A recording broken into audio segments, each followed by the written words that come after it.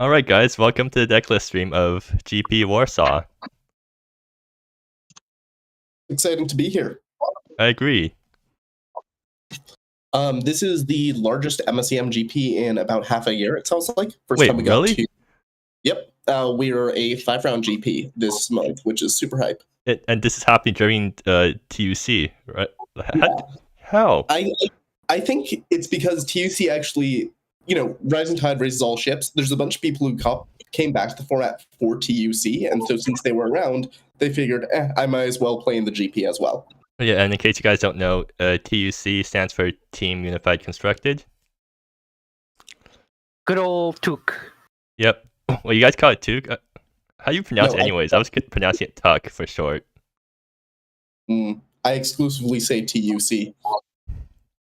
Oh yeah, by the way, the sign up for TUC or Tuck or Tuk or however you call it, it's not due until tomorrow, right? So Yeah, same time as the GP tonight's tomorrow. Are all the team slots taken already? I thought there were some stragglers looking for a team. Yeah. I think there might be, but I'm not sure. No All right. clue. There were. It was a straggler, but Team 4, the top potatoes, had a slaughter. Cool. So yeah, I was told to advertise Tuck during this stream because there might be some stragglers, but it seems like everything resolved itself. So that's cool. We can focus on the GP now. Woohoo! Okay. So do you want to talk about the meta beforehand, or do you just want to jump into the decks? I think we should just kind of jump right in. Okay, yeah, good point. Let's actually get through this before you have to leave. Yeah. Especially since this is a large GP. I'm putting in the names right now. Feel free to start. All right, so first deck, Requiem's. What is this? This is the Esper Unrelenting Control deck. Cool. Can I rate 1 chili pepper? In terms of, because we've seen it, I mean... No, because it's horrible to commentate. It should go up to 2 chili peppers, because this is running a deck list with Confirm Hypothesis. Right, because Confirm is more chili peppery now because it's bad now. Yeah. Wait, does Requiem know about the nerf? Like, it also has Flesh Rot, right? Is this deck updated? Flesh Rot, I was pretty sure, was played in the list after the Flesh Rot nerf. It was just played as a double board way. Nerf doesn't necessarily mean unplayable. Right, but for Confirm Hypothesis main deck, that I feel like is a tell. Yeah, the 4 confirms are I copy and pasted this deck list, but I mean, I don't know. There's still Confirm is not the worst card you could register, is how I would put it. It is still probably better than Find Nothing. Well, no. The thing is, with Find Nothing, you can screw over your opponent. With Confirm, you can also screw over your opponent. Never mind. Yeah, I mean, have you ever seen someone try to go for a dead man's hand win when you have a Confirm Hypothesis? Pretty funny. I don't think that ever happened during. Yeah. Like we pointed out during that one GP where Confirm was super popular and Crazy Train wasn't nerfed yet, but never happened. Otherwise, it's standard deck, right? Yeah. Nothing much to say, right? It is actually copy pasted because it still has Infectious Ego. Oh, that's also probably something that the deck shouldn't be running. I think one's more questionable, honestly, than the confirms, but it's a toss-up. I mean, it does technically stabilize you against aggro, right? It's a 4/4 lifelinker that that's drawing you cards. Like it's still fine. It's really hard to complain too much about this card, but I think there are probably stronger stabilization tools you could tutor up, or like stronger threats to try to like kill combo decks or whatever role you're playing for. With the card. So let's go to our ratings board, and I see someone has entered me as Ricky Ramper. I appreciate whoever did that. I think they know what decks I like to play. Okay.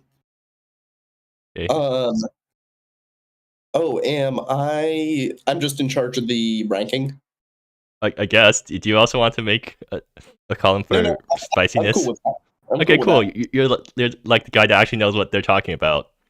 Everyone else is just going by gut feel. Anyway, the gal with the gall. 1 chili pepper So- because I do not want to comptate the deck. Yeah, that's fair. I'll give this 2 chili peppers because I personally dislike playing against control. I'll give this 2 X's out of 5 possible X's because I don't want to copy an emoji. You can just copy paste. Like this, select the cell and copy paste it. It's too complicated. It's Okay, too sure, Yeah. cool. We gotta go fast. Fast. Yeah, fast. How long have you already spent on this deck? Few minutes. Okay, good. Yeah, let's go. Hurry up, Pep. Give your ranking and your reasoning. Make it only it's 2 paragraphs. It's out of 10. I think this deck's like a 6 out of 10. So again, using 5 as a collection of just good cards. This is a collection of fine cards. I wasn't super. This deck I think is okay versus red, but I can't remember for certain. It's probably similarly okay versus other control decks, but like, I don't. God, I know I either almost top 8'd or I did top 8 with this deck, but I just like have zero recollection of what felt good. I know it did, but I just don't remember. I think it's no Alratha, right? Because Purple mentioned that Alratha is insane. Right, but I mean, you have that in other control decks. Like, Yeah. So the unique thing about this deck is Unrelenting and Displeasure. Like, that's kind of the thing that sets this deck out. Displeasure's probably pretty good right now, actually. Yeah, let's bump it up to 7. I can see this deck being worthy of a 7. Yeah. All right, let's move on. Rocky Person is not here, so we're deleting that column. This looks like a really original deck. I'm very Chain Dancer Turbo. Ooh. It's basically the exact Jeskai control deck, except it's running Keylong Gusts. That's the only thing I can really see. Oh, the Shell Drain. The Shell Drain's rage image is broken on. It is. Huh. Let me see. That's interesting. The page you're looking for does not exist. You may have mistyped the address of the page, or the page may have moved. If you're the application owner, check the logs for more information. Oh, it's the layer print. Yeah. Cajun, since you're the application owner, Cajun is not the application owner. Well, who is? I am the application owner. Oh, okay. My first thought was that it was So, going to be. I'll look into it. Don't worry. That. But I'm not doing that on the call. Come on, just hot fix. Anyway, Yeah. So, I mean, look, I'm high on this deck conceptually because I've had a pretty good run with it over the course of the past 2 GPs. I understand the changes that 7Nix made to it, although I don't agree with all of them, but like whatever, it's still probably fine. I would give this deck a 7 as well. Like, it lines up well into a lot of similar things as Requiem's list, except I think it's better versus just like random combo junk. That's actually the big thing. This deck is better versus combo junk and versus some types of mid-range. I think Requiem's deck is probably better versus aggro. But both are pretty good against aggro, so shrug emoji. Is Banished Intruders also Nyx special? Yes. That's not a card I would believe in. That's a called shot against the Mako deck, I guess. I would assume it's there because of Spark Labs. But oh yeah, I thought that deck is kind of dead though. Yeah, it is. I mean, people play dead decks all the time. I don't know. I think this is a case of control players like sometimes playing really narrow answers because then when those line up, they're just like the single best thing you could possibly have in those matchups. And especially it's easy to convince yourself in a Cosmic Coalescing deck that this is the correct move, where this means that you can Cosmic Coalescing X = 1 and grab a hard counter for a Planeswalker. But I think that's kind of sus logic. Yeah, isn't that just like a dismiss for Planeswalkers at that point? Yeah. That also got you 1 damage burn in the process, so. Cool. Ooh, cut the Cosmic Coalescing from the sideboard. I don't like that. Being able to Cosmic Coalescing for Cosmic Coalescing was huge in all the games I played. Anyway. Yeah. Anyways, 2 chili peppers. Like, nah. Yeah, 2 chili peppers. 2 chili peppers for the same reasons as before. Yep. I'm actually going down to 6.5 for this deck. Is it because of the changes? Because you're more familiar with how it's supposed to look? I think the changes are things that I'm not convinced of, like why you would make those changes. And I also was kind of off this deck in terms of like I think this deck has bad matchups that I would just want to try to dodge for 1 GP. Yeah. All right, moving on. Styles. Shout outs to Team Top Potatoes and the Team Unified Constructed, by the way. There you go, Styles. Okay, so this is like a Thunder Road's control deck that has the Script Kitty package. Yeah, this is an idea that's sort of been around for a while, hasn't it? It's the combination of a bunch of different ideas, but I'm not... So, okay, if this deck doesn't have the ability to kill you with Thunder Road, the only win con it has are the, like, Unceasing Flames. And, like, maybe Portal Fight. Why does this deck have a Monument of Queens? Mana requirements? Nope, I'm not. Look, people say mana requirements, but they play fucking 23 lands in a control deck. You're not allowed to say, oh no, my mana's too tight if you're running 23 lands. Run a 24th land and have it be Monument of Queens. But then you have to cut actual cards, and it feels bad to do that. Monument of Queens is a stronger card than, like, basically the entire Script Kitty package. If you ask someone, would you rather be able to play Spirit Script, Diffuse, Seacash, Unceasing Flames in your future, or Monument of Queens?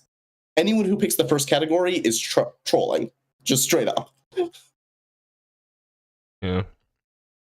But yeah, I mean, Styles. Look, I cast down on Styles' deck last GP. Styles almost won the whole thing, so I'm gonna cast down on Styles' deck again this GP and see if it works the second time. They're running 3 Find Nothings in the sideboard. Fuck yeah. Why the sideboard Thunder Road? That's my question. For Fire, they're not running Fire. Never mind. What are the matchups where you want the 4th Thunder Road, and what are the matchups where you don't want the 4th Thunder Road? Can Styles' deck like somehow copy their opponent's Fireweaver or something? No, that's not the line. That's not what we're doing. I mean, if Styles was running Confirm main deck, then maybe that would have been a justification, but Styles isn't running Confirm main deck, so yeah. Just to get us stun locked. That's still not a justification. Also, even if that was true. To be fair, technically, there is one extra win con, which is 4/4 avatar tokens from a Johnny. Right, So, those things exist. That does technically have the ability to kill your opponent. It is not easy to do that, though. Yep, this is true. I don't know. I don't think that this deck is, like, structurally unworkable by any means, and Styles has a pretty good history with Thunder Road, so, like, you know, very possible. Like, there's only so bad a deck with Cosmic Sinkhole, Thunder Road, sufficient amounts of card draw, and counter magic can be. But I think this is probably aiming more towards the lower end of that spectrum. Yeah, I remember Styles was doing Thunder Roads just on end for GPs for a very long time. I'm giving this a 5. It felt like a long time. Actually, how different? What's the difference between this deck and Thunder Roads that makes, Tropic Thunder that makes Tropic Thunder better? Tropic Thunder isn't on the Script Kitty package. It's on more like. Oh wait, it wasn't? Yeah, no, not anymore. So Tropic Thunder had Bounty of the Gardens historically. Ah, right, that card existed. Yeah, so that's one of the reasons the deck kind of died out. But yeah, it didn't have the. It had a different. I know it ran Spirit Script because of the looting purposes and because it like fit into the color correctly. But that doesn't work with Thunder Road, so I'm kind of confused why it would do that. I might be misremembering something. Well, I mean, Hersey's in chat, so Hersey, can you answer? I remember it being more teamer. Rug. I mean, yeah, Tropic Thunder was teamer. Yeah, had a core teamer. Anyways, One Chili Pepper. I don't like viewing Thunder Road's decks. Hey, what deck are we on? Oh, yeah. We're just about to hit Truk. Yeah. Oh, okay. That's pretty baller. Please don't hit me. You sound very sick. You should go to bed. No, I'm not sick. I'm just being silly goofy. Yeah, Neon is a bit out of it right now because they lost horribly last GP. They did not cook. They did not match to cook last GP. I got paired up against Big Red thrice, I think. I went 1 and 2, and I played only Big Red, and that is my worst matchup. So Yeah.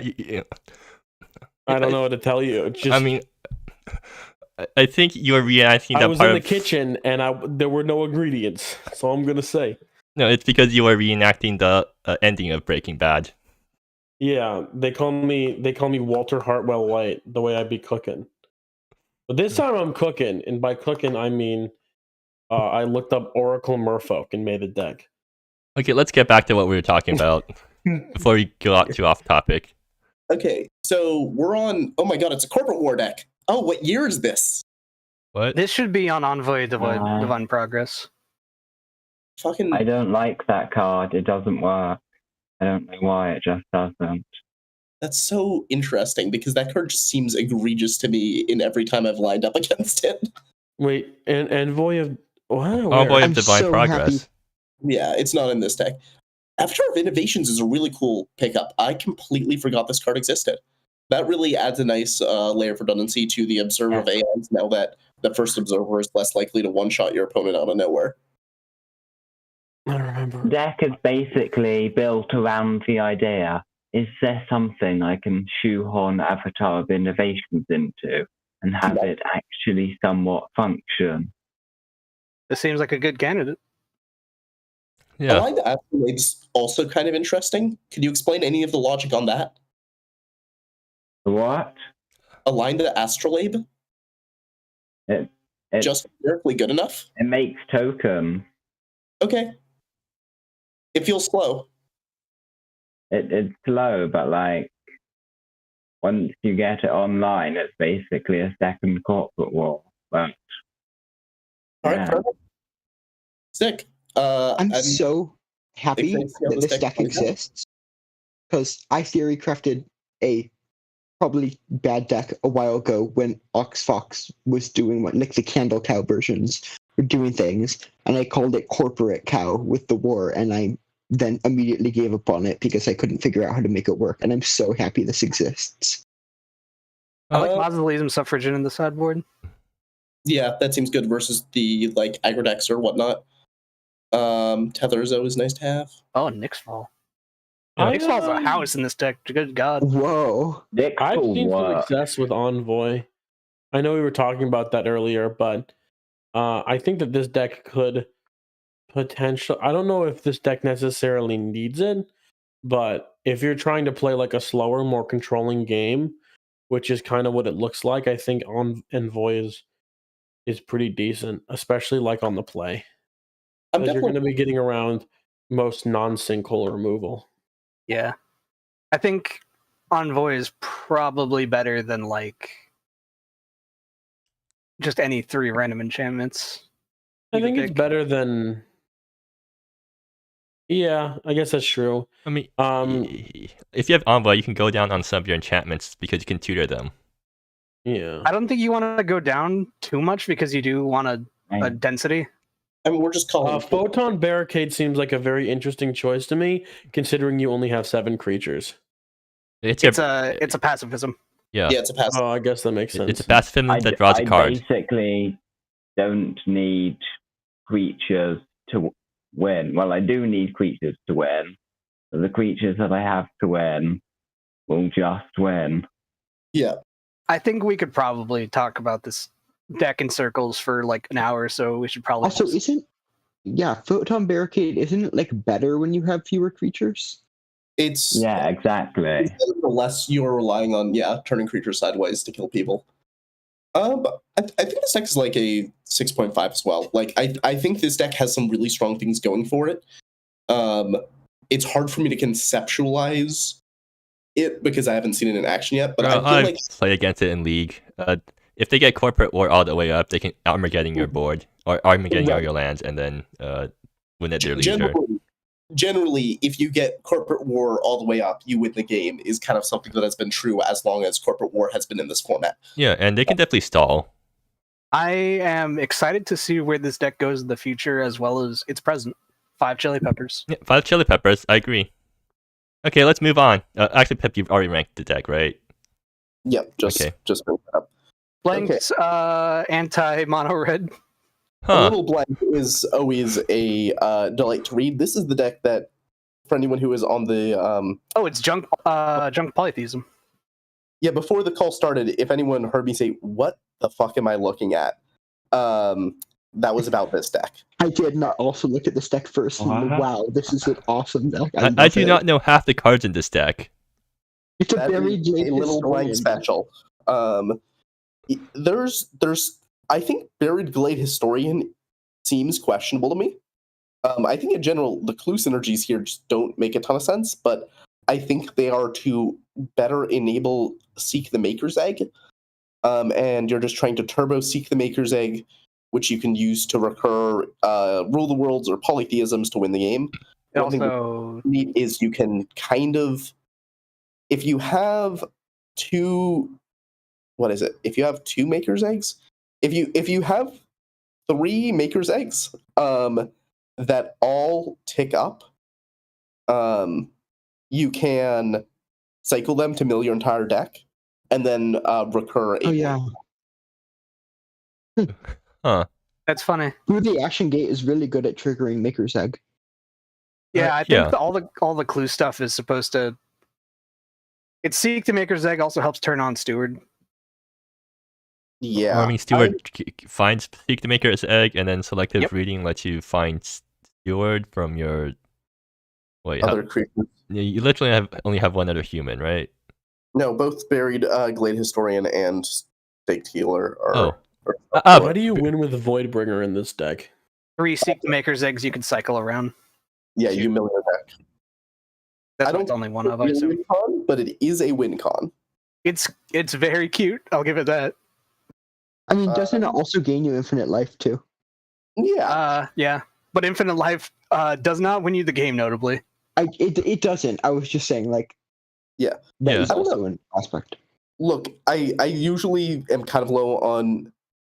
I think a little blank makes a lot of decks that are IKEA rifles, and I don't think this one is an exception. I think there are some powerful synergies in here, but I think there's a lot of mediocre cards propping those synergies up. So this deck gets a 4 from me. I think Buried Glade Historian is probably the weakest card in here, but everything else seems really interesting. Oh, but it looks so cool. Yeah, 5 chili peppers. Oh, the Historian's the little guy. Yeah, that's why I was confused. I thought this thing was an elemental because. Yeah, he could have. Oh, Paragon of Purity. A really weird human. Paragon of Purity in the sideboard is very interesting. I don't know offhand what that hits. That's not supposed to be the human. The human is the little guy in the art. Yeah. Yeah, I just realized that. Oh, what a little guy. He's just Nature of Machines just seems not good.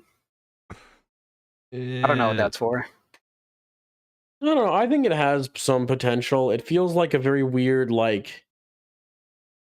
it's supposed to be a certified mono red destroyer, and I think that's true to an extent.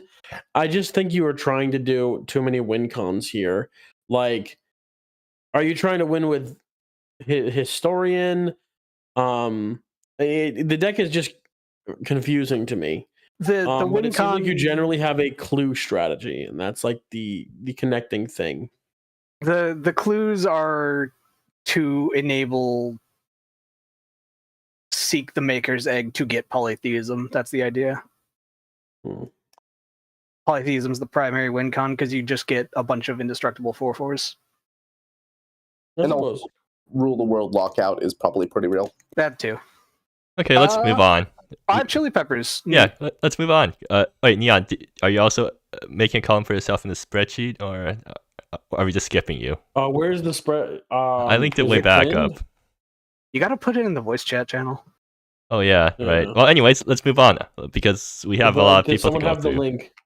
Augur. Hey, so Augur's deck looks pretty good. It has a lot of cards that are near and dear to my heart, like Katsueki. Fucking love Katsueki. And also, it's mono black mid range. So there's only so bad this deck can be. Why the fuck does it have Undead Banneret?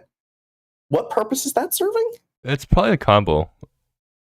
thing, right? That's the combo for the who's the ferocious land on tap? Zero.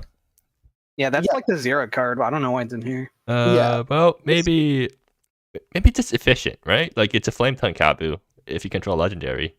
Yeah, but it's also your opponent. And it's Okay, I see why. It's because it's a Sakaki target for You're gonna draw Valdez. You're gonna say Valdez is a shit card. Let's replace it with a real good card like Undead Banneret. That does make sense, right? Because Valdez, like in the late game, it's just a creature. Makes sense. Undead Banneret is reach. This is the card. This is the exact card you would pick if you're like. But Valdez is a 4/3 menace. Okay, but it's not immediate. What I'm saying is this is the exact card you pick if you have like run a bunch of games and you're like 9 games out of 10 I am like just shy of killing my opponent. I need something to just like donk them for 4 or 5. Yeah. Okay, I partially agree. The thing I disagree is I don't think it's 9 out of 10. I don't think it's number driven. I think it's you have one fucking game where you almost have lethal and you miss it. And instead of looking at where you may have misplayed that game, you think, okay, what's the silver bullet that could have won me that game? Augur also said this is in chat. They said they cut something last minute and they felt they needed to reach. So I guess it's just the last minute spite. Also, shout out to Team Top Potatoes again. Boom, bam, boom, bam, bam. Boom. Well, I mean, what other Sakaki targets for Valdez can you think? Or what better Sakaki targets are there for Valdez? There aren't. I simply would not, is the actual truth. But like, if you're running Sakaki, Valdez is a really easy thing to swap out or easy thing to find that you want to find targets for because Valdez it's bad. Is a good card at all stages of the game, though. This gets a 4 from me. Augur, you should have just registered Burn again. Wow, they said rude. they could Deathless Siege. Deathless I don't know Siege. what that card is offhand. Isn't that thing banned? Clearly, the answer is to put the Banneret in main deck and use it to search for Valdez from the sideboard. True. That's so real. That's very real. true. Let's move on. All right, 5. I'm gonna give this deck 5 chili peppers because it's a Sakaki deck, and that's interesting. Anyways, yeah, let's move on. All right, real Mako hours. Who's up? It's mono blue fish time, and we're running a one-off Makodonis as a vanity card because, of course, you should. Let's go. I mean, look, this deck is good. It's really bad into decks that are okay. No, I was gonna say it's really bad into decks that kill all its things, but that's not true. It's actually better than a lot of aggro decks into those because it's running like, so many creatures that draw extra creatures. Yeah. This is fish, baby. Fish and cake. Fish out of 10. Let's talk about fish, baby. It's fish cake. Let's give it 7. Yeah, fish cake. Mako, it should have been called fish cake. Yeah, notes. Do you think adding a win of Makodonis is actually going to reduce the win rate? Who cares?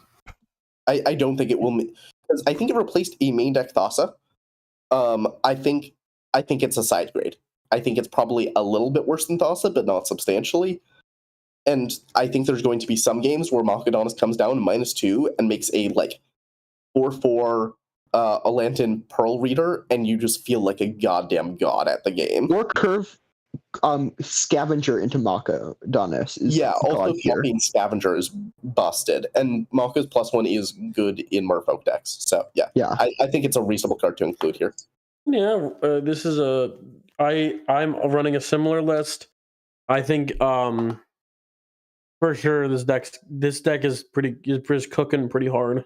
Yeah, I appreciate the one of Mirror Board or Mirror Gate sideboard.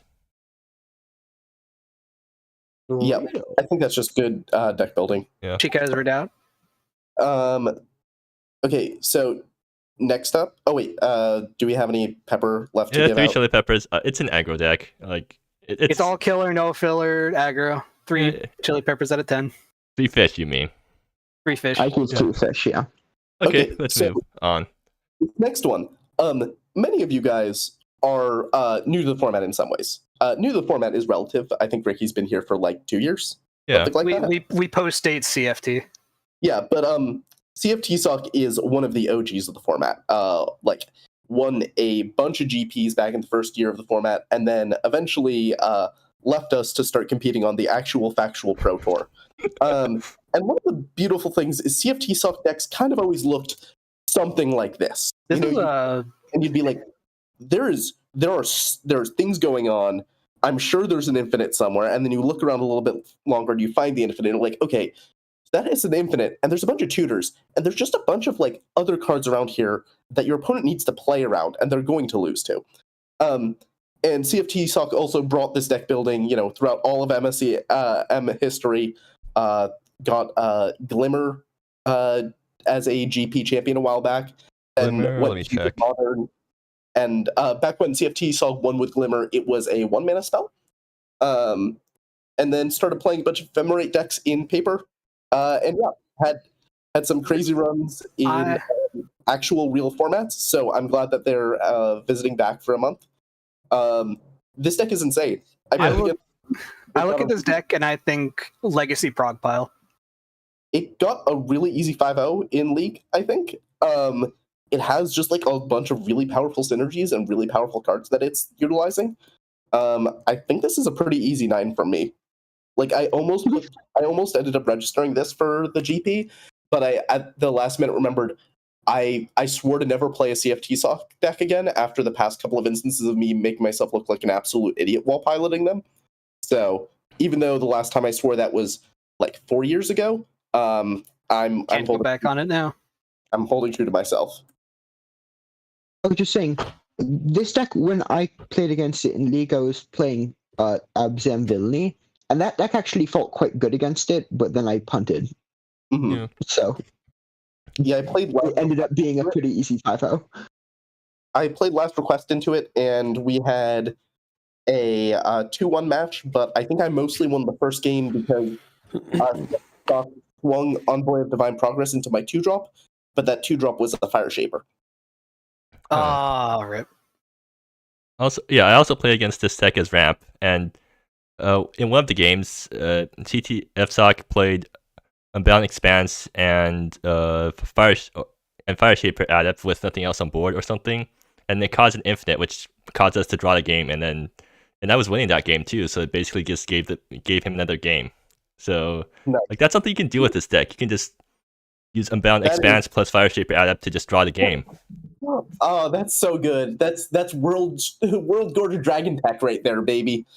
So here's what my understanding of this individual is that he's an actually good Magic the Gathering player who occasionally shows up to embarrass us. Not occasionally. It's like how long has it been? This is the first time they have ever come back since quitting the format around the first May Madness.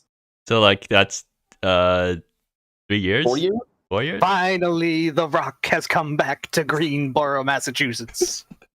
4 to 5 years, somewhere in that range. This looks like a deck made by someone who is at least 4 years of post-secondary education smarter than me.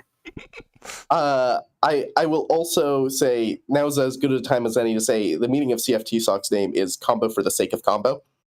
I see. Yeah, that explains the World Gorger. 5 X's out of 5. Yeah, 5 chili peppers. Right, usually I would give any deck running Unraveled Fireweaver a 1 just on principle. But what the fuck is this guy cooking? I need to know. I have to know. Gordon Ramsay's coming back to embarrass us. Yeah. Dude, he saw my meth and said I can do better. Okay, That's certainly a quote. Okay, cool. It's a joke. That's a joke, YouTube. Don't demonetize Ricky. Yeah, don't get me demonetized, please. For legal Do reasons. you make any money to begin? Are you even monetized, No. Ricky? But if For I legal was, reasons. Don't ban Ricky. Moving on. So Chumpek is on a Grave Curse deck, which is just a very interesting deck because it's running some incredibly powerful cards and then some like solid B's and C's to back them up. What's it called? Grave Curse?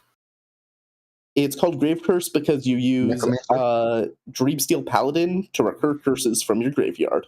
Dreamsteel Paladin. A Condor Clearings deck. You have some Envoy of Divine Progress going on. There's Young Prophet. You have Ambitious Necromancer plus Deformed Sanity as your like kind of ritual. I don't know. This deck has some powerful Magic stuff it can do. I wouldn't be shocked if it has a good showing. But no, that's not true. I would be shocked if this deck had a good showing. Yeah.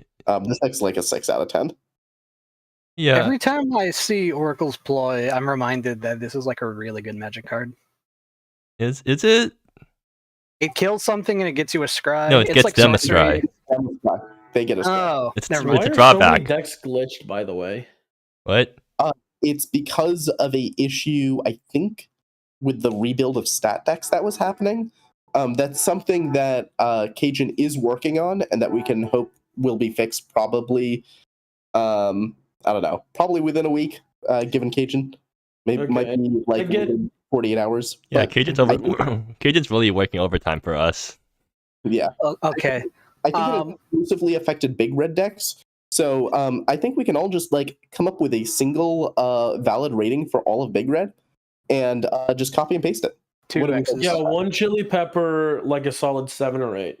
Yeah, I give big red a 7 in terms of success. So we can just go down and Okay. Also, Grave Curse. So Oracle's Ploy is like a really good card when you get to cast it every turn for free. sure. Yeah, Anyway. I mean, I guess it is.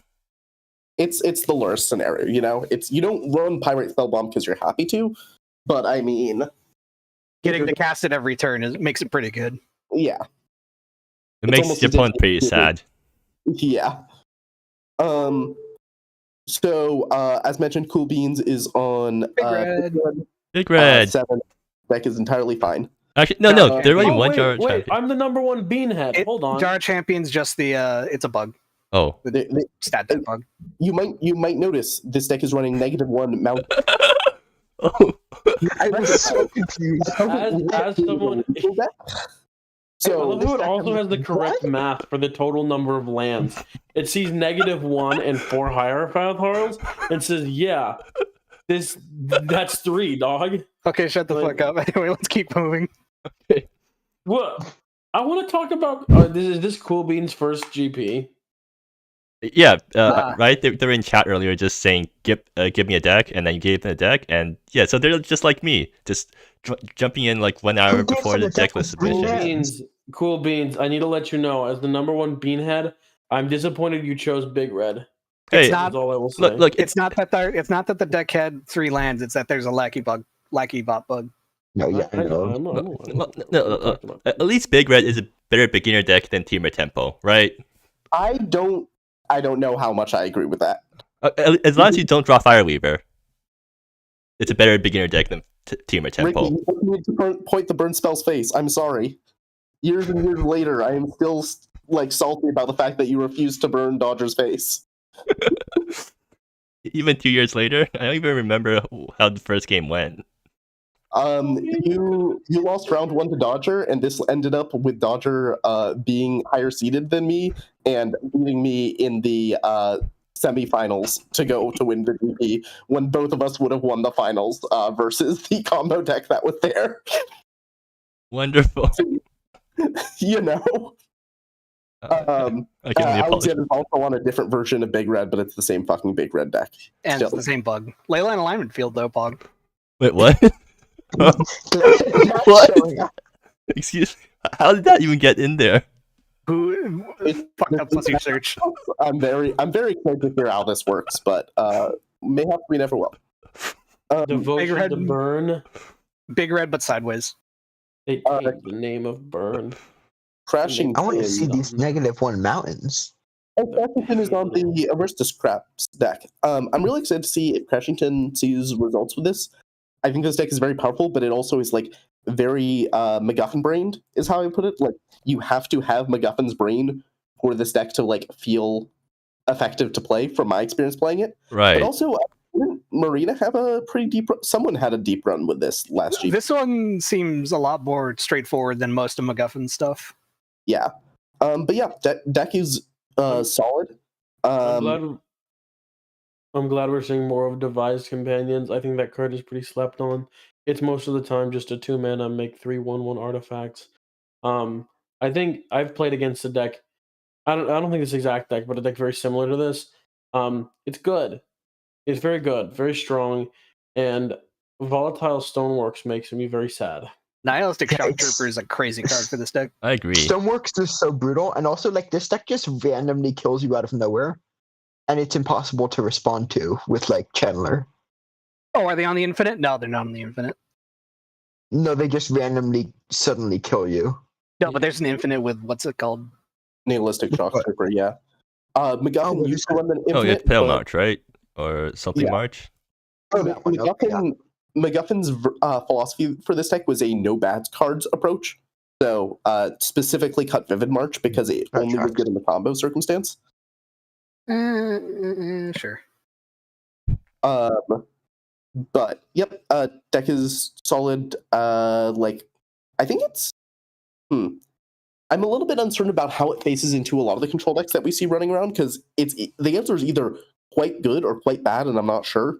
I'm gonna hedge my bets and go with 7, but it's possible that should either be lower or higher. I think the ability to like, if it comes down to it, just ignore your opponents and aristocrats them is an edge it has on control decks. Yeah, well, this Aristocrats is a lot worse when you don't get your pieces together. Like, it's Yeah, very that's feast or also famine true. type deck. And control's I'm good not- preventing that from may- happening. I may be dumb. Anyway, Yeah, anyways. 5 Chili Peppers. Cool deck. 3 peppers. I like it. I like synergy decks. Let me check the comments on the stream. AP I said, support any deck that runs 4 Tide Hollow Lich. That's so base to read. oh yeah, so -1 Mountain. That's how you avoid flooding. Real? Okay, so Crush Castles is finally on a non-Crazy Train deck. This is hey, remember how we were just talking about the combo deck? Oh yeah, here we go. Crash Ooh. combo. Vivid March. You know, Eli Windsor. I love Crash Castles. Crush Ridiculous Castles decks are last so week we were fun. playing a kind of bad version of this deck, where it had like the Vetport Smuggler. It was more into like these weird like niche interactions, and I commented like this deck is so close to being like a good combo deck, but it's just not running the things. Crush listened and put in the good combo cards and put in good interaction. I still hate the way Crush builds mana bases because this should not be a 20-line deck. I do not believe in Quad Laser as the correct solution to building mana bases. But you know what? The quad laser. People don't understand. People don't get the I thought that was like a instead of fixing just card at first. 18 I'm like, what mountains. is the quad laser? It is inevitable. Quad Laser is a term that popped up, I think, in Legacy. And it refers to a style of deck building where you just set everything to 4 and you don't think about it. So Quad Laser Dredge was a meme for a while where you ran 4 copies of cards, including cards you really should not be running 4 copies of, just because it was easier for the sake of like registering and submitting decks. It's good for burn decks. Yeah, I've definitely done that in the past. And in the sideboard, we see the tri laser. No, and that's exactly the equivalent approach for sideboards. Triangle attack, Fire Emblem reference. No, I think you should also do quad laser for sideboards. Just get an extra. That's what I do. I do Quad Laser, and then I pick my least favorite and do 3 of them.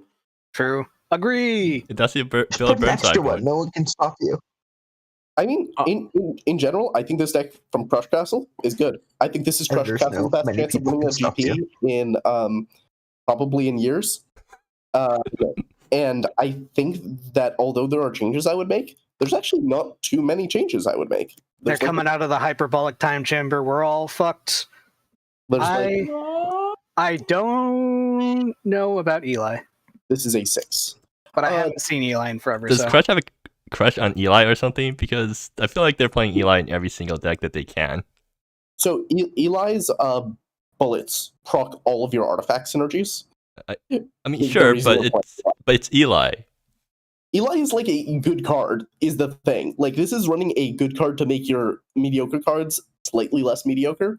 I think this is good deck building. I just wouldn't be playing 4 of them. I'd be playing like 1 fewer Eli. I'd also be playing slightly fewer of the lands that Crush is currently playing to be able to play rail lines. Oh, right. Oh, rail They're lines not are the running rail ultimate lines. yeah, this deck needs rail lines. But other than that, Number 1 non-rail line player hater. Y'all need to play rail lines. Why? I am bad. That's why I don't play rail lines. Wasn't Crush on Crazy Train for the longest time before Crazy Yeah. Train got nerfed? Like, how did they forget about rail lines? The trains in Crazy Train aren't the rail lines. They're the Hellbent. Oh. You know, if you play rail are- lines, you can cut another 8 Only lands. kite trick. Right. Yeah, I feel like 12 land deck, let's go. if you are 2 or less colors and you care about artifacts or casting non-creature spells, you should probably have rail lines. That's That just my take. yeah. I think that's close enough to true at least. I think there are things that opens you up to, but like I certainly think that if you're running devised companions, you should probably have some rail lines somewhere because rail lines are how you reliably enable turn 2 devised companions. Cower's Tithe is a card after my own heart in the sideboard. That's all I want to say. I give this 4. Yeah, That sure. was I'll also give it fine. 4 because it's a. Well, no, I'll give it 5 because it's also quite exciting. All right, Cyber has tuned their Crufix control deck very slightly. Ah, son of a bitch. Shift it right back. This deck is still playing in Dire Straits after the nerf. Let's fucking go. Yeah, it's like Honestly, the nerf arguably is better for this deck. Like yeah. the new version is stronger in this deck, which is kind of funny. It actually gets a full discount. Well, it gets a And full it's discount if instant. you're not. Yeah, instant is huge in this deck. Oh, true. You don't need to be casting it on 3 because you're not like ramping into a 5-drop on Just turn like 4 or anything. A card advantage card that turns into a win con. Yeah. So, neat. I'm still shocked this deck gets away with 23 lands. I'm shocked that we're on Ares Pillar instead of Monument of Queens. Like, there's little like things I would poke at, but this deck seemed to put up a last GP, and I'm excited to see it again. Okay, what are you excited So about? happy for that. I don't remember if they had this last time, but 4x Celestial Banishment is awesome. They did. I love that card. I think They had some number of them. It's also it played out very well for me against the CFT sock deck, so that's nice. Charlie, I love. Also, I think Cyber's deck was the most commentated deck in last GP because Percy's was. Oh, really? That yeah. We gave a shocking time? number of casts for Hersey's deck. I think we cast all but one of the matches that Hersey's deck was in. Wild. Amazing. Hersey saying, I've decided I'm red and pre-nerf ego. Mono black should have been on rail lines. Another way to enable turn 3 egos. Yes, you criminal. Is that insane? I don't think it's insane, right? No.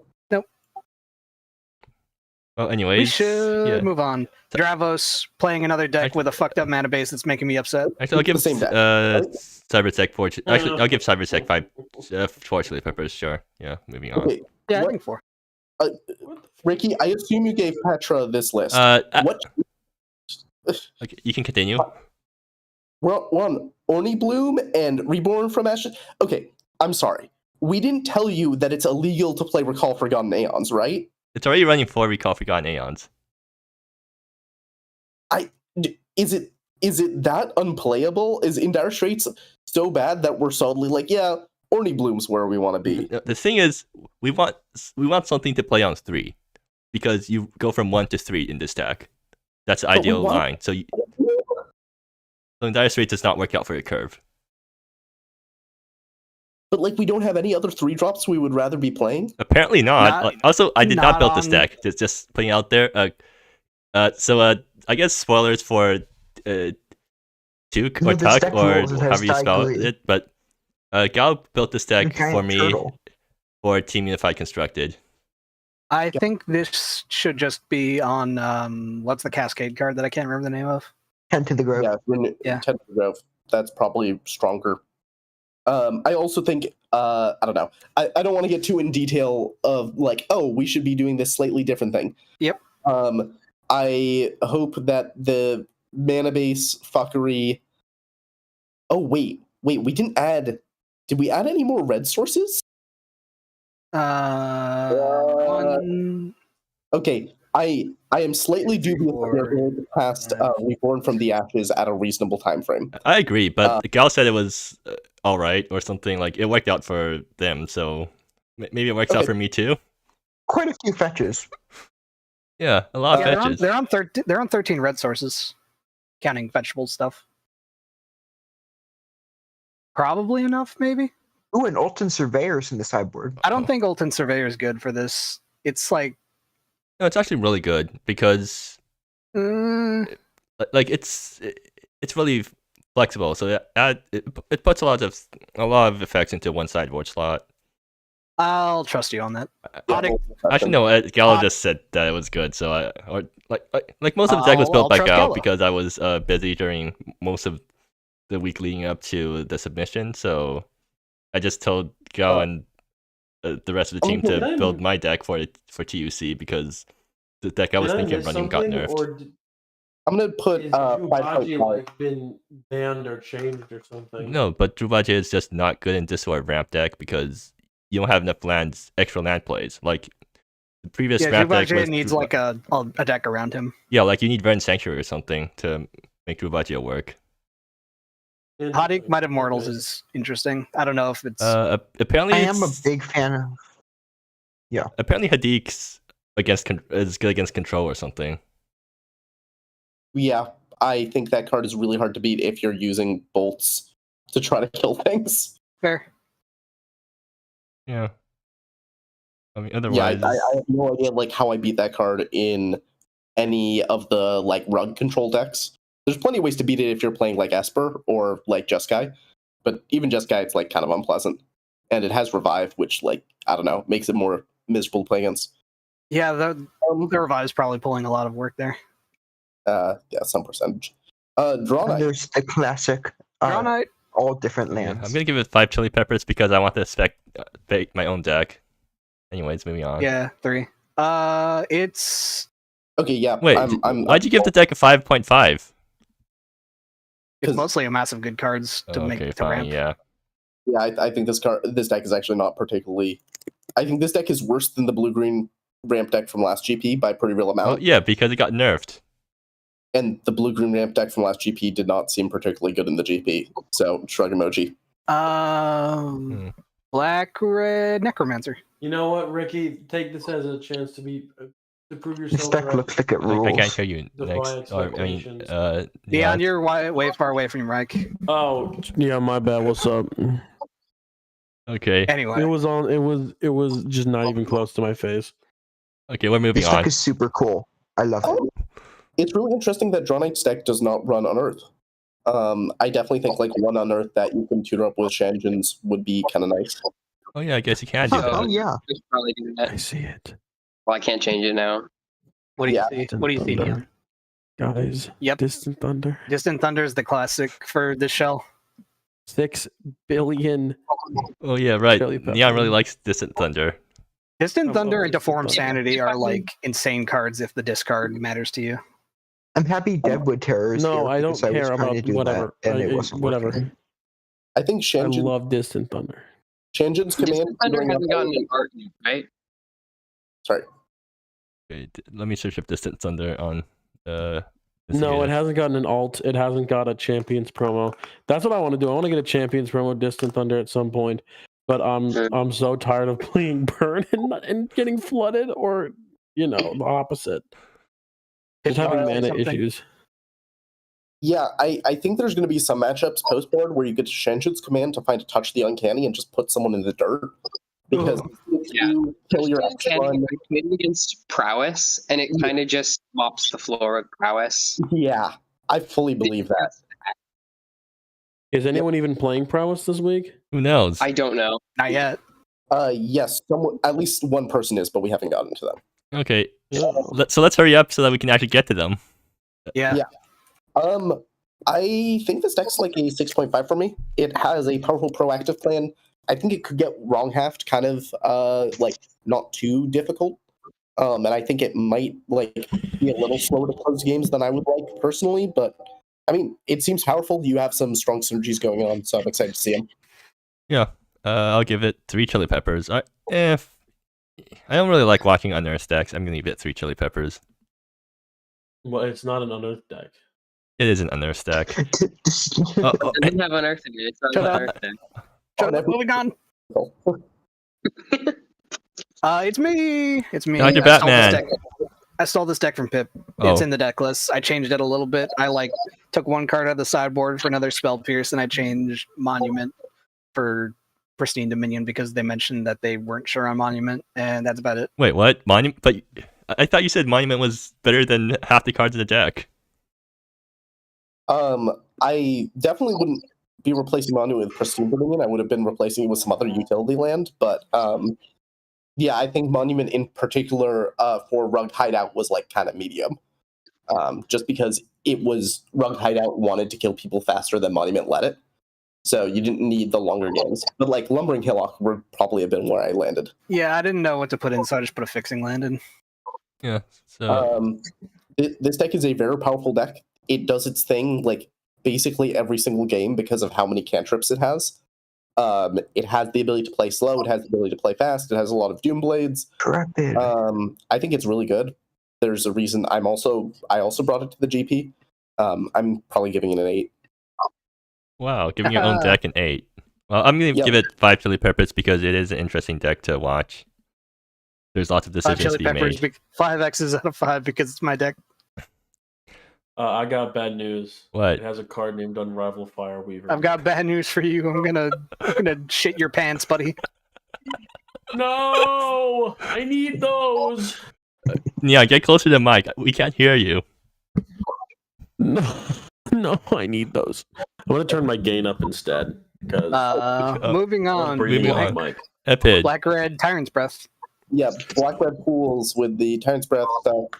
We have Kalia's Abomination. Yep, this deck's good. Someone get this guy a Mentos. Or Valerie.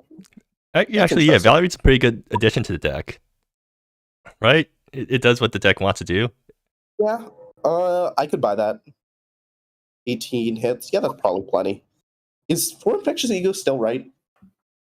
Oh, good point. Probably not. It's a Fireweaver deck. 18 hits is kind of low for 4X Valerie. I don't know, there's like some minor tweaks in this deck. Like, I also am a little bit shocked it doesn't run like any Swarming Wind or other like creature lands. But the deck is good. It has the ability to do like one of the 8 Ragavan turn 1 starts into like early Profane Emissary. Like, it has plenty of good threats. I think it's probably a strong deck overall. 7. Yeah, and then it has It's the sad that Fireweaver Valerie's board. ability doesn't work with Tyrant's Breath. I don't think it works well with Tyrant's Breath, right? It only triggers once. That's what I was saying. It's sad that it doesn't work how you hope it would. Yeah, you don't get a soldier for each copy. Imagine though. Right, because you're only casting one spell. Yeah. Well, I mean, I'm it's just okay. can always hope. Rune Shrine is a choice. I like the Tyranitar art though, so I like it. Rune Shrine. Is that like a cannon card? It's when Chaikyu went into Rev, they added a cycle of these lands, and then they got added to MSEM. They got backported to MSEM at some point. I don't remember when though. Huh. But why aren't they using the canon names? We didn't want to. Okay, fine. Because canon names are only fine when we predate them. I think. Huh. No. Like there are canon. Oh, actually, no. These are the battle lands, but only the. But yeah, there were only a allied cycle for those, and I think there just wasn't a desire to do that. And I think this is the full cycle. All right, Gallo is on Legend again. I have expressed my opinions on Legend many times. I think this deck is still very good. I think it is very easy to imagine a circumstance where this deck goes the distance. I think it's also easy to imagine a circumstance where it hits all of these different decks that we've looked at that are running like whoops all Doom Blades, and it has a difficult time. Yeah. So I think Gallo is slightly at the mercy of the matchup lottery, top decks, and mental, which is always a rough place to be. I give this 4 Chili Peppers because Gallo is an acquaintance of mine. Yeah. 1 Chili Pepper. I've already seen this deck. May Lackybot have mercy on their matchup spread. Yeah. I really Gynoid's decision to run Legacy's Malediction and Big Red. I think that's really cool. Very true. Very true. As previously, all of the Big Red decks are bugged for some reason, so they're all getting a standard 7, and we're moving on. Oh, it's the Turbo Fog control deck again. Oh. My fucking endless pineapples being shoved up my orifices. Can I get this negative Pardon, Chili hold on, Peppers? what? It's really funny because you're going to give this awful amount of chili peppers, and it's going to represent the fact that you'll never want to cast it. And somehow, despite all odds, we're going to end up casting it 2 or 3 times this GP, and we're going to just be like, why the fuck are we doing this to ourselves? We knew it was going to take 2 hours. Why did we do this? Because you're trapped in the same hell that I am. Suffer. And I'm going to spend the entire 2 hours complaining about both players not seeing lethal. So it's going to be super cool. I think this deck is probably in a good spot still. 7.5. Did anything change? No. Ice Path's new, isn't it? Okay. Which is like, I don't know. It's a different mana base approach. It's let me different in ways find that aren't. emoji for mint. It's new in ways that aren't central to how the deck list operates. Hitster's on Reanimator. Sick. Oh my god, 4 different Tyrant Arts and 2 Chaiku champs. Oh, Wait, this is profoundly based. Never mind. This is turbo. I love Rainbow Dragonite though. I'll give it that. Oh, huh. Well, I mean, this is very straightforward, I have to say. It is a damn good deck. It can do like turn 1 bin a thing with Barbed Reef, turn 2 like it can't turn 2 reanimate, but it can like turn 2 hand attack, turn 3 reanimate. It has plenty of like other early things where it does turn 1 hand attack, turn 2 Operation 4-3-3, turn 3 reanimate. From my experience playing the older builds of this deck, which were slightly different, the deck is good. I don't have any other real notes. Well, I'm a little bit on the mana base, but particularly to support the Secrets Correlate Court and Spell Pierce. But like I think this deck probably has a pretty good shot. So my comment is that I mean this deck is a lot. The Shepherd of Nowhere is in the sideboard. Yeah, that thing's a board wipe that you can reanimate. But basically, the deck is a lot. There's a way less interaction in this deck compared to before, right? Yeah, but it also has like a higher quality of reanimate tools. Yeah, it's in tombs now, so that it doesn't have to run interaction and value and like. We march ever closer to legacy. Close. I mean, 2 mana Entomb is like a modern thing now. Oh yeah, that's right. We have the. It's been a modern thing for 2 years. Yeah, the persist package. That's right. Yeah. All right, Kilgaris is in and is on a. This is a very straightforward version of Burn. Find greater purpose. Huh? Interesting. Epic gave me a burn deck. So true. Find greater purpose is a trap and burn. People really should stop playing this card. But I think the deck overall is good. I think this deck's success is going to slightly depend on how much people remember to respect burn. But based on all the lists we're seeing, I feel like a lot of people forgot that burn existed. And I hope Kilgaris just randomly ends up in top 8 as a result. They forgot about Dre. I never forget burn. Once Scarred is also interesting. I don't think we see that card very often. So actually, the Once cycle has a really interesting place in MSEM, which is the purpose of them is to show you when someone didn't know how to build a sideboard. Good point.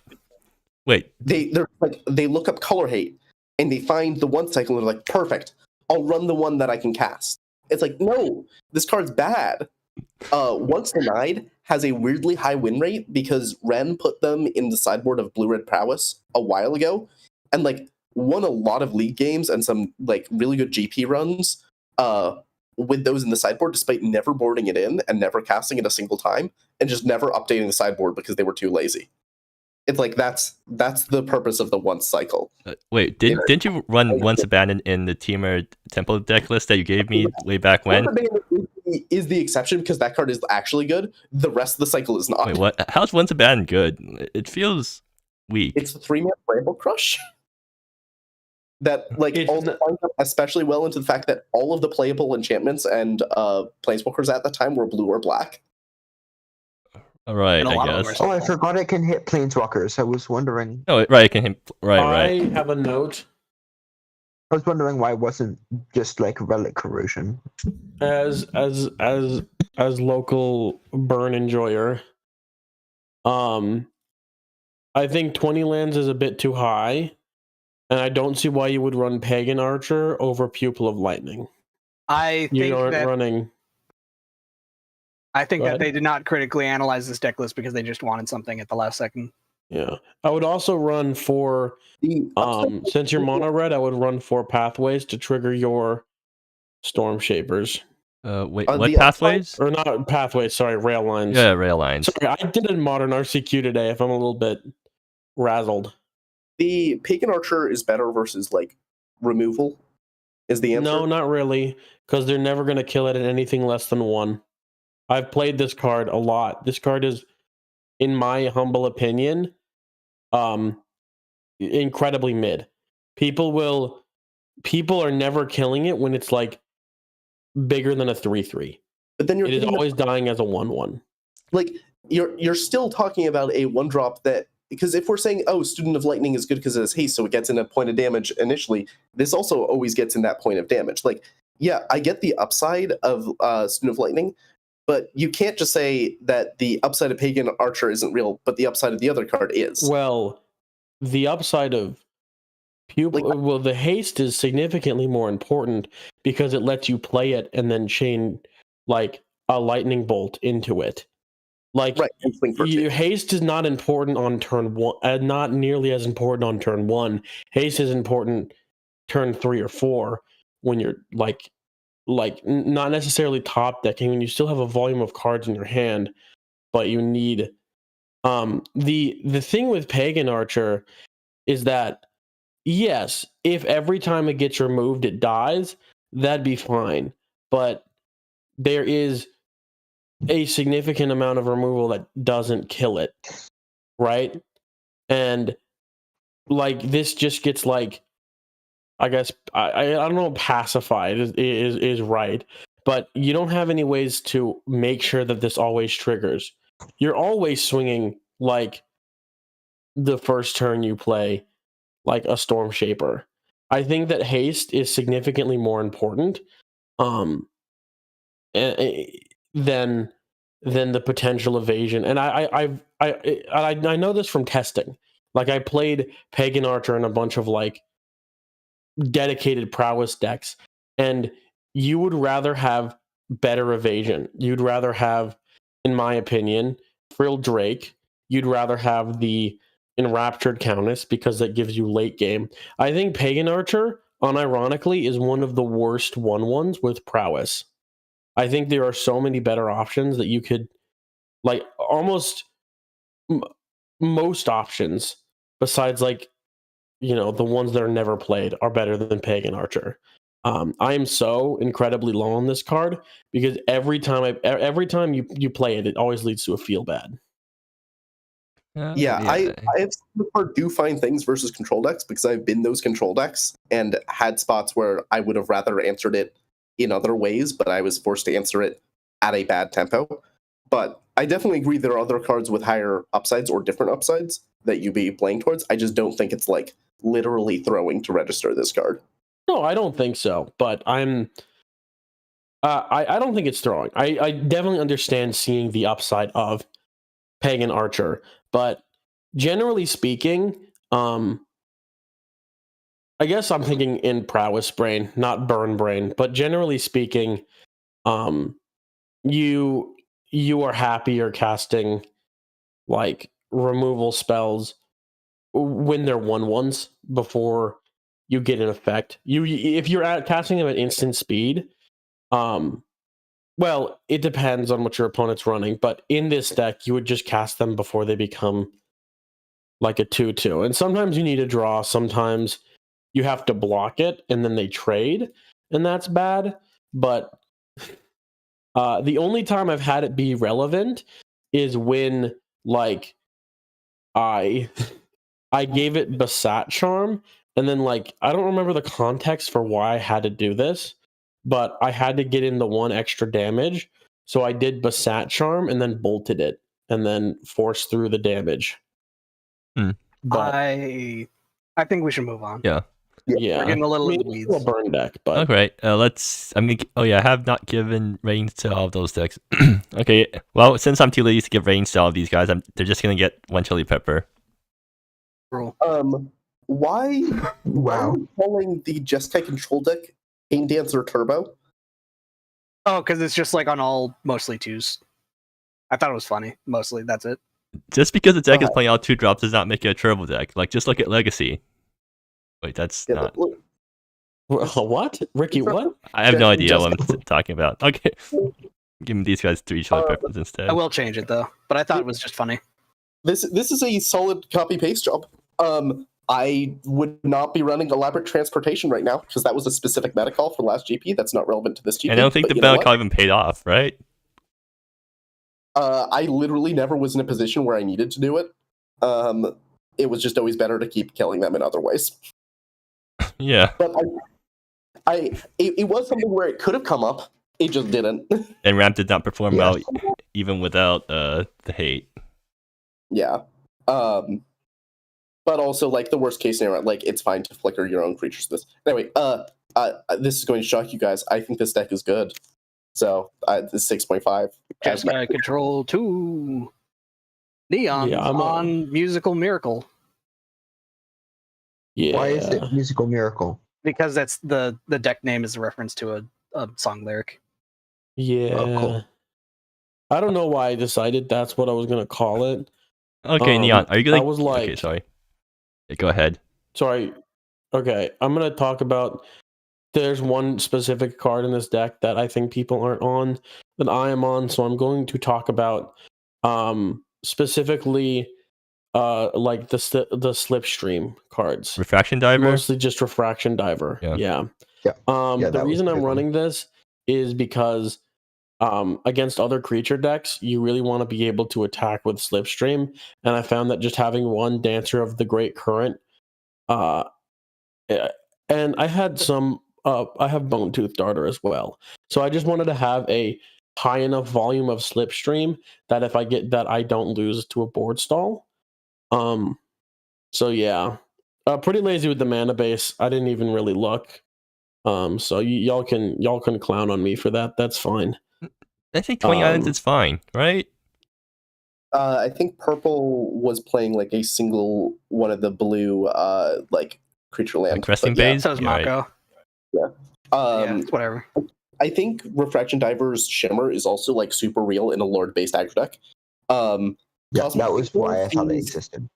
Technically, marginally worse than Invalidate, I guess. But no, because it gets around like, I don't know what effects, but it gets around mana value specific effects. It gets around Cursory Glance. Wait, no, it does not get around Cursory Glance. 5 mana, it gets around Cursory Glance.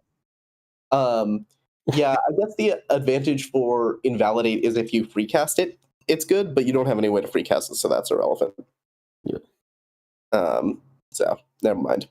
Oh, sick! Purple is back on Wildlife Sketches. Oh, this is actually so hype. Wildlife Sketches is back? This deck looks fucking sweet. Wait, Q in the Moon Spirit? What is going on here? Hell yeah. Whoa. Okay. Wait, that card's so fucked up. We and Fox, read this card. What's that thing do again? What? It's an insane value card. Why does this card have all of these words? I did not read the full card yet. What? Each opponent's end step, you get 2 random doohickeys plus 2 cards, and also free card advantage or card like filtering, and also she functionally can't be removed. What are we talking about? What are we doing? What is this card? Okay, cool. Whatever. Oozing Yao Guai sweep. Oozing Yao Guai. Woo! Wait, who? Oozing Yao Guai. It's like the Flame Tongue Kabu that comes back. He's my little boy. Flame Tongue Kabu from the graveyard. Mystical Jiu. Green Daywalker. Wow. Purple. I'm giving this deck 7.5. I think it's strong. I'm excited. Yeah. Mystical Zero. What does that thing do again? Like a. It's Glup Shido. Wait, like it reads like a Golgari Flame Tongue Kavu. But with more. I just need to respect the fuck out of the fact that Purple's like, yeah, I'm gonna play a couple of Silver Bullet Torpor Orbs in my creature ETB synergy deck. That's cool. Wait, what? Actually, this deck has fewer creature ETBs than I thought it did. Oh, Susa Tremont. This card is banned in MSEDH, right? Yeah. What's that thing do again? This card is like one of the most fucked up cards for mid-range mirrors. It tutors a card from your library and your opponent's library, and functionally put them into your hand. So it's the best card of your opponent, the best card of your deck, and it's also a 5-mana 2/4 Death Touch. Huh. Yeah, this thing. Podlight used to. This was one of the 5s that Podlight used to run. It was this and Sound of Desolation. Green Daywalker. What does that thing do? It's one of the sages that is. It's a Rex Sage that grows a bit. It's a Rex Sage that you can augment to make. Technically, Can this deck augment stuff? it has nebulas. It has Technically, Nebula and it also has Isalia. how does CSs spend mana as though it were any color and That does not help you. Okay, then. All right. Oh my god, I forgot about Isalia. Isalia is just one of those cards where it has so many. I guess this card is much more reasonable now that Biophagus exists. Okay, never mind. I was going to start ranting about this card, but Matt has been proven correct in hindsight. Also, I did not know that Ravenous Chupacabra is even in the format. Yeah, it was added to the format about the same time I joined the format. So, Wait, where? It's in the sideboard. It is? It's here? Yeah. Oh my god. Yeah. I was literally going to compare it to Ravenous Chupacabra. I didn't know that was in the format. That's so Oh, sick. become immersed. Cool. Yep. Cajun The loves forebear! putting The cool forebear. random niche cannon cards in sets. So High Noon had Ravenous Chupacabra and also had Straw Soldiers from Portal 3 Kingdoms. What? Straw Soldiers? Straw Soldiers. Scale Bruiser. Is just some loser playing Teamer Ramp. So, yeah, probably doing fine. See, at least my deck is way more readable than Dravos' deck because I don't play a million copies of every single land. It's still a 5.5. Fine. Also, right, I should give 5 Chili Peppers to Purple and 5 Chili Peppers to my own deck because I'm going to be commentating all the games. Bitch. Scribbles. Why did Lackey make it like this? Ooh, this is ominous. Yeah, this deck seems. Is this deck like a particular? There doesn't look like This deck seems. This looks like it's a slippery assassin deck. Yeah, it's kind of like a bug, good stuff, slippery assassin. Okay, sure. This deck looks strong. Yeah. What the frog? You can Menin pack and slippery assassin like in their upkeep or like their draw. Yeah, you can do that. Well, that means you won't be able to counter anything with Slippery Assassin, right? Oh, you can just. I mean, you can have Slippery Assassin out and then just Menin pack and sack it in their draw. Ominous Discovery is also a really fucked up card, so I'm glad that card's messed up. Yeah, Ominous Discovery plus makes the sack outlets. Oh yeah, plus Seeker. Like Seeker is just really good in this deck because this is this is a tempo deck, and Seeker is just a really good tempo threat because it's smelting that grows, and it's also good to sack. What the frog doing? I have to fight this deck, and I'm a little bit worried about it. Should not be a 4x Cane Dancer deck, though. Like, this should be 2x Cane Dancer tops. I'm pretty worried about fighting this deck. It looks scary. The fact that Slippery Assassin also gets blocked is pretty... Because compared to... maybe I'm not thinking of something, but this feels like you stapled a Spell Stutter sprite to a... What's it called? Carrion Feeder. To a Carrion Feeder. And Carrion Feeder doesn't get to block. And it just does the bottom effect. So this card seems pretty solid. Also feels like it can lead to a lot of like board stalls where you just have like 1 or 2 of these and they're just like 4/4s, and then your like aggro opponent just like stares at you. Yeah. Big Red. All right, this is going to shock you guys, but I'm giving Big Red the same result as last time. Legacy Maledictions. Yeah, I can give 5 Chili Peppers to the previous deck too. Splash Cat, Halcyon, Jessica. Oh, sick. Cool. Okay. This is this the Halcyon version that I was piloting way back when? It looks like it. Yeah. Okay, yeah. This deck did not get updated after the Halcyon Days nerf. But also, I think this deck is still completely fine after the Halcyon Days nerf. I just stopped being interested in playing it. I had a different 4-mana card advantage engine I wanted to utilize. Wait, which one? Last round. Yeah. Oh, okay, yeah. In a second. But we already saw it, yeah. This deck is good. I played it. I think I went 4-1 in a league run with it. I think the deck has a bunch of powerful cards and a solid plan, but also I think it has probably some bad matchups, so we're going to go with a 7.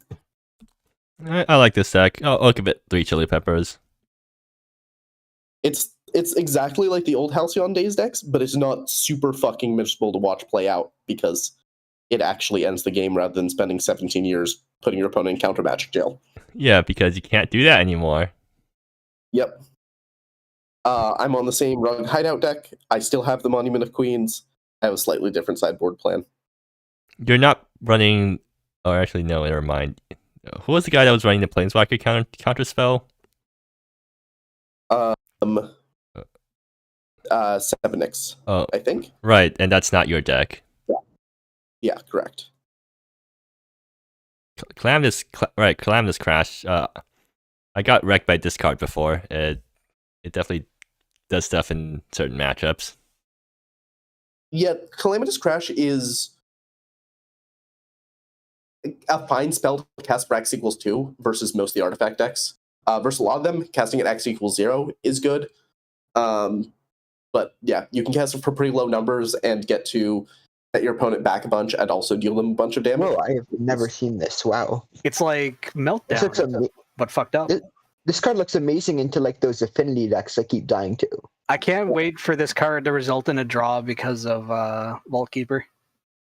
No, the triggers... Fifth player, not a fifth player. So, given it's a sorcery, your opponent's triggers are going to go on the stack above yours. So you're going to... I can't wait to kill myself to Vault Keeper. Yeah, that one actually you can do anytime. I mean, versus Virtual Symposium 3. And anyone who's registering Vault Keeper is very sad if you cast a Careless Violence. I will, as a general rule, when I Fire Weavered for this card, MacGuffin went, "Aw, man." Yeah. This is Show and Tell. It's Show and Tell. Still love to see it. Still believe. 7. I believe. Has this deck been... Oh, it This has... is the version. It's... This is the one that I edited a bit, and it has Cosmic Sinkhole in it. It also has Springtime. I do actually like Springtime finding Seek Prophecies. That seems awesome if it happens. It has happened, and it also Springtime, a significant amount of time, has randomly spun me into Precursor Sanctum, and then been able to set up a target on the top of my... Yeah, sweet. Okay. It's really funny. I talk with some about this format, and they have unreasonable beef with Lord Ellison Crane for like no reason. No, I beat them with that card too many times. I'm to be honest, I don't think it is ever unreasonable to have beef with Lord Ellison Crane. Yeah, that card's fucked up. Yeah, I think I'm the main player of it right now, and I agree. You look at... Is this card legal in MSEDH? I think so.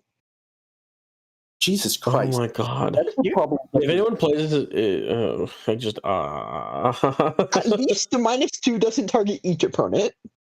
I mean, I don't think it matters when the passive says you Mindslaver your opponents during your turn. Yeah. Cool. Trying to look on the bright side. Yep, this deck's still good. Wizardinus is on a Tiny Hero Toddy deck, except this one has like a cool couple infinite combos. Oh yeah, Ancient Reflections plus Daystrider Pegasus. It's a Macadonis combo deck. It's cool that Zareen can turn up Macadonis. It's a little bit unfortunate that it can't find you a Dawnstrider Pegasus. Oh, but it can find you... No, that doesn't work. I was going to say it can find you a Toddy, which can still not find you a Dawnstrider Pegasus. So, a little bit unfortunate how that works. We have some powerful Echo things. We can flicker some Flare Blitzes, some Power Mage's Knacks in the sideboard. I thought I'd be higher on this deck, but now that I'm actually looking at it, I'm just solidly, it's fine. I want to believe, but I think this is like a 6.5. Also, Aethermancer's Familiar. Like, does Aethermancer's Familiar also combo with Ancient Reflections? It does. Yeah, then why are you running Pegasus over something they can fetch with half your deck? Pegasus also goes infinite with Macadonis. Oh. Well, yeah. Why don't you run a few copies of Aether Mass is familiar to fetch because you can fetch it with Zering and you can fetch it with Toddy. I do think like Aethermancer's Familiar would help this deck a bunch. I also think Ares Pillar in a 22 land deck is probably questionable. Like you're not usually. I think it's going to be very rare that you're going to be winning the game via like future combat. If that was an all Rotha instead, I'd probably be higher on it. But I'm glad Wizardinus is back, and I think this deck is probably pretty solid. Yeah. 4 chili peppers. Fish. And Zangy is still on fish. Fish. Well, fish is at least better now with all the new cards. Nope, fish is in a fine spot this GP. The fact that we have 3 fish decks is cool. Actually, no, this fish deck is different from the other fish decks. Yeah, they're on Monument. No, they have Valorn Tidecaller. Because it's Zangy. Yeah. Okay, it's Zangy, so it's a little bit more centered around 2 drops, including a Monument of Queens. Or not Monument of Queens, Monument to the Fallen Man. The other Monument. Okay, how good is... They have a type, and they stick to it. How good is Valorn Tidecaller? It's a card that's been tried before and sort of didn't work out. I don't think anyone's tried it with the new fish, but I don't like. Do you need both Monument and Tidecaller? I feel like you're gonna run out of cards really quickly.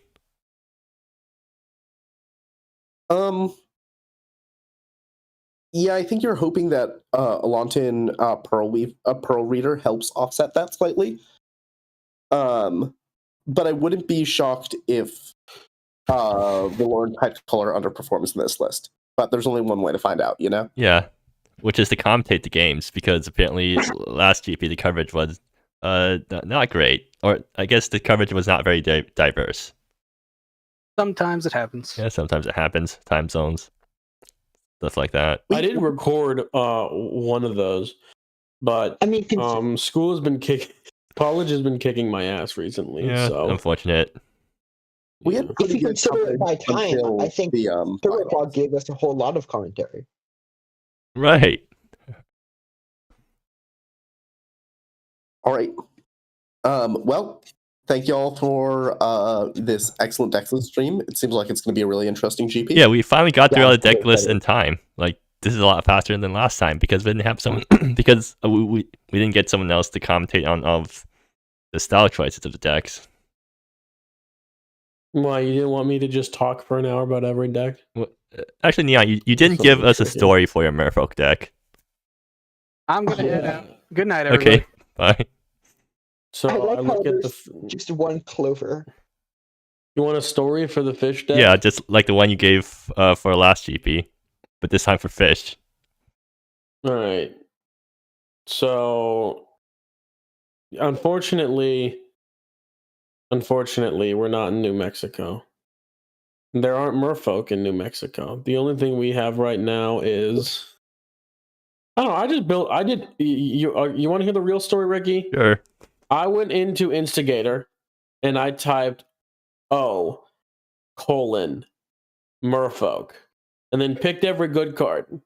And then, that's where we're at. And then I added cantrips and counterspells. I see. Yeah. And then I just looked up other merfolk. So there's not really a story to this deck, other than all these MFs beyond the island, I guess. That's the story. They're invading the land, I guess. They're on the... What? They're on the water? They are on the... No, they're on the island. And they're in their little fish commune, and they're all friends. Did they have to ask Ursula to get legs? Did they have... No. Who the hell is Ursula? I killed Ursula with my knife. Ursula's dead. So that's... You killed her? Yeah. You're welcome. No, that's a different Disney movie. What? Oh. Anyways. Yeah. Anyways. See y'all. Yeah, have a good night, everyone. Have a nice night. Heard he wants us to keep commenting their deck. Which I mean, yeah. Jersey's. Oh, you want us to commentate your deck? Well, maybe don't build an awful deck next time. What am I looking at? Why are you casting fogs? Who hurt you? The format. I know what I shall do. Speaking of evil's a fucked up card. Actually, does Beat and Batter prevent damage prevention? Beaten Batter, I think, just prevents life. No, it prevents damage prevention too. Batter. Okay, we found our answer to Turbo Fog. Yeah, Beat and Batter damage can't be prevented this turn. Players can't gain life this turn. Beat and Batter deals 2 damage to target player. Yeah, like this is how you beat Turbo Fog. You just Beat and Batter. You just like hit them over the head with a baseball bat until they die. I know how I beat Turbo Fog. Counter spell. Not literally, but like spell pierce in Sinkhole. That's how you beat Turbo Fog. Yeah, but that only deals with them temporarily. Actually, no, never mind. Yeah, that beats them. Because I get rid of one and I just... Yeah. All right, I think... Anyways, Ricky... Yeah, that's enough streaming for us. And thanks for coming. Unless you want to watch me play Bakugan on my live stream. You can do that yourself. I'm just going to end the stream now. Okay, thanks for coming, guys.